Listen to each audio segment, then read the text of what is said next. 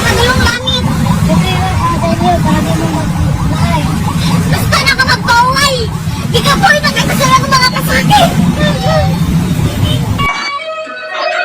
Bago siya na aksidente, may video siya na parang may nililihim siyang mga kalungkutan. Habang nakasakay siya sa tricycle, tinanong niya yung driver. Sabi niya, "Kuya, magkano pamasahe papuntang langit?" Sagot ng driver, "Libre lang, para hindi kayo tatamarin."